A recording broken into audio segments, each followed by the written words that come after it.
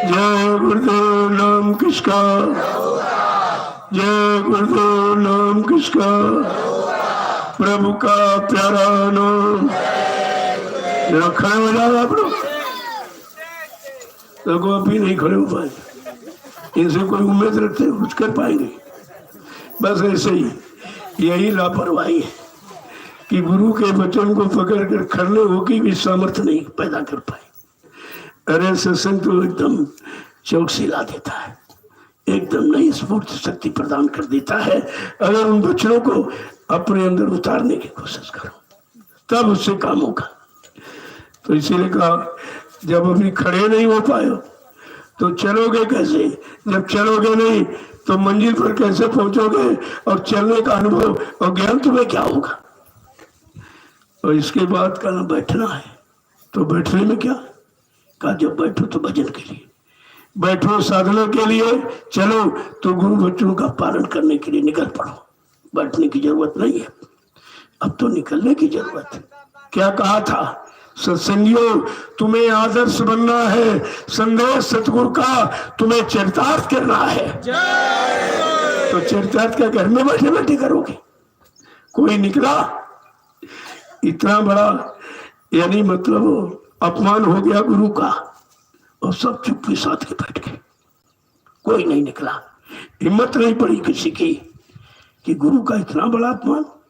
अरे भाई, मौत सबसे बड़ा कलंक है, मौत सबसे बड़ी सजा। और इन स्वार्थी लोभी लालचियों ने गुरु की मौत की सजा भी दे दी और तुम चुपचाप बैठे रहे।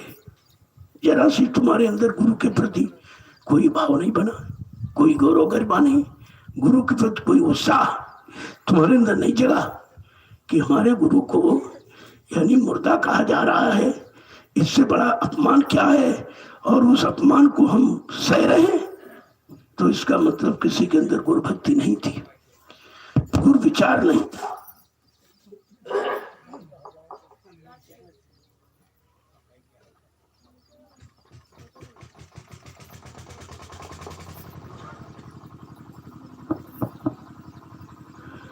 क्योंकि मैं निकला, मुझे अनुभव है, मैं सुनी सुनाई नहीं, अपने की बात ही कह रहा हूं आपसे। जब मैं निकला तो कोई नहीं मिला और लोग हतोत्साहित करने वाले में, अरे देखो ये अकेले निकल पड़े, उधर दो हैं, ये अकेले क्या कर सकती है? उनके पास पूरी संगत है और पूरी संपत्ति है, आश्रम है, उनका प्रशासन भी है। अब ये कहीं न कहीं मारे जाएंगे, कहीं न कहीं तो गोली मार दी जाएगी, और ऐसा कह रहे मन से गोली मार दी जाएगी, नहीं तो उठा के जेल में डाल दिया जाएगा। हमने कहा भाई ये भी देखेंगे, ये भी देखेंगे। तो कभी दो लोग लगे, कभी 3 लोग लगे, धीरे धीरे वो भी तमाशा देखने आए कि देखो इन पर क्या हो रहा। ये ऐसा कह रहे हैं जो कोई नहीं कह रहा। तो गुरु के लिए तो मतलब यानी 10 लगे, 20 लगे, फिर हट गए, कुछ मिल गया तो हट गए। हमने कहा चलो भाई इसी नाते लगे रहो, तुम कुछ ले लो और हमको काम कर लेने दो। हमारा निशाना काम का था, बाकी लोगों का काम का था। बहुत लोग जुड़े, जो लोग सेवा श्रद्धा भाव में देते, मैं उठा के नहीं, आज भी मैं अपने हाथ से नहीं बदलता। तुम्ही लोगों से गिनवाता हूँ भाई, तुम्हारे अंदर शंका न पैदा हो, कहीं करोड़ तो नहीं आ गए, 2 करोड़ तो नहीं आए। तुम्हें से गिनवाता हूँ, तुम्हें से रखवाता हूँ कि ऐसा कोई पैसा लोगों को मिले तो तुमको कोई देगा? अपने आप संभाल के रखेगा, बताएगा भी नहीं। लेकिन मैं तो तुम्हें से गिनवाता हूँ और तुम्हें से रखवाता हूँ, और जो खर्च हो रहा और तुम्हें से खर्च करवा रहा हूँ। अगर हमारे में कोई खोट हो या रखने कोई भावना संचय करनी, तुमको क्यों बताती? क्योंकि मैंने कोई सेवा मांगी तो थी नहीं, जो श्रद्धा भाव में दिया, और उसमें तुम्हारा अधिकार भी नहीं किसी का। वो तो सेवा भाव में लोगों ने हमको दिया था कि हमारा सही जगह लगा देंगे, इसलिए हमने कहा चलो अगर ऐसा कोई भाव, अगर सेवा भाव है तो ठीक है, आपका लगा दिया जाएगा। और यहाँ सब लगा हुआ, चारों तरफ आप दृष्टि डालो, तुम्हारी गाड़ी कमाई जो जो आपने दी वो सब आपके सामने लगी हुई, और आज जो दे रहे हैं वो सामने लगी। और तुम ही लोग अपने हाथ से खर्च, मैं तो कहीं खर्च नहीं करता, मैं कहीं जाता नहीं हूँ, आपको भेजता हूँ कि आप इससे कि आपको अनुभव हो जाए और आपके अंदर ईमानदारी आ जाए। ये गुण लाने के लिए आपको जिम्मेदारी देता हूँ कि ईमानदारी आ जाएगी और काम का अनुभव हो जाएगा, तो फिर आप सबको अच्छी सलाह दे सकते हैं। और तुमने कुछ किया नहीं तो दूसरे को क्या सिखाओगे तुम? इस नाते ये भी लोगों की समझ में कुछ नहीं आया, क्योंकि जो गंदगी भरी है वो अच्छे काम कभी नहीं करेगा। वहां से जब भी मिलेगी गंदगी ही मिलेगी।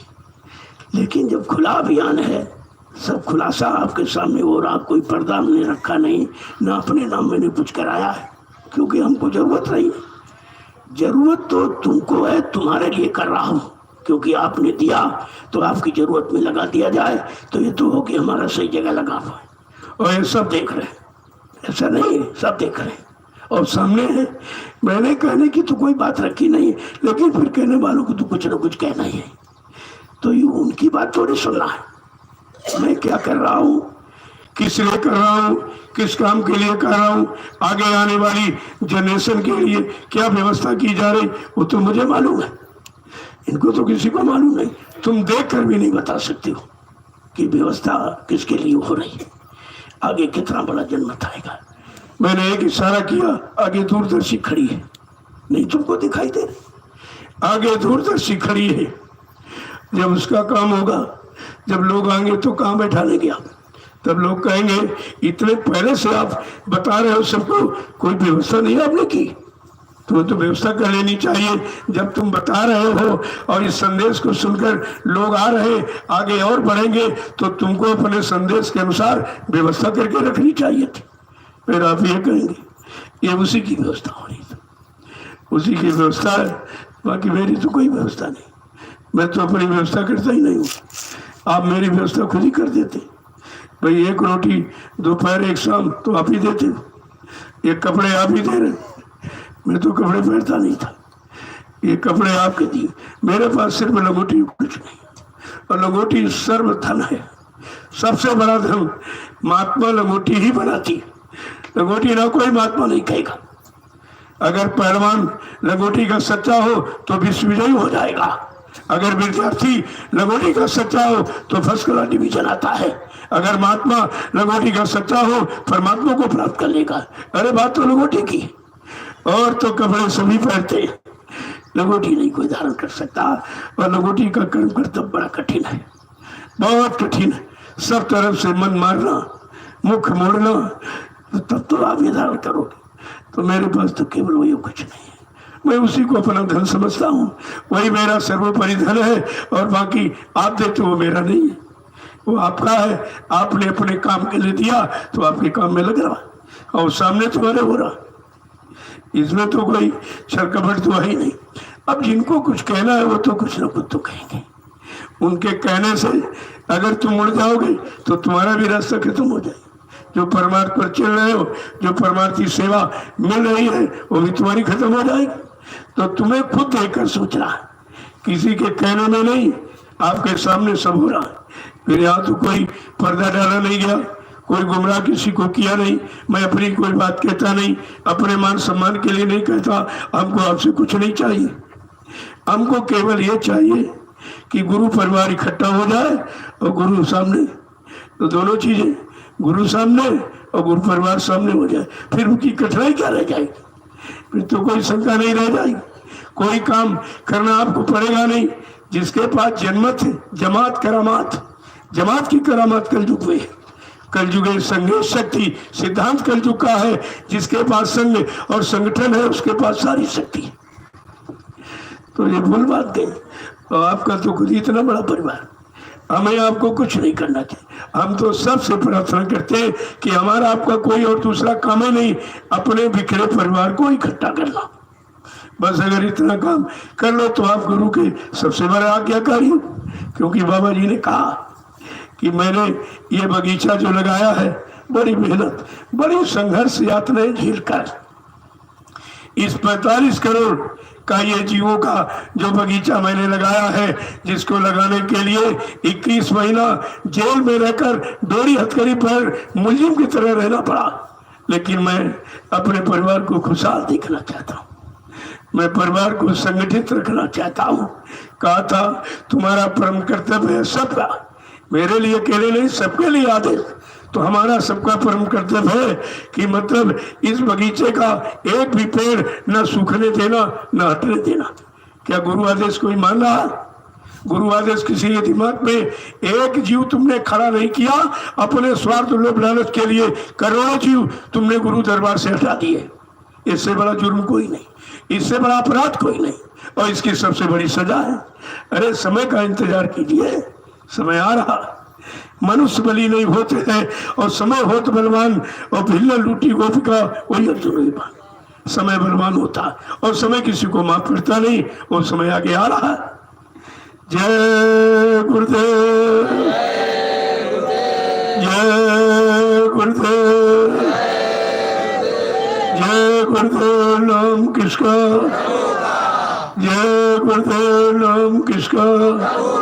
प्रभु का प्यारा नाम। जोर से बोले, सब मिल बोले, बोलना होगा अभी से बोले। दुख दर्द हरेंगे, सब कष्ट हरेंगे, सुख शांति भी देंगे। सबके दाता, सबके मालिक, प्रेम से बोले। ये नाम नहीं इंसान का, ये काम नहीं इंसान का,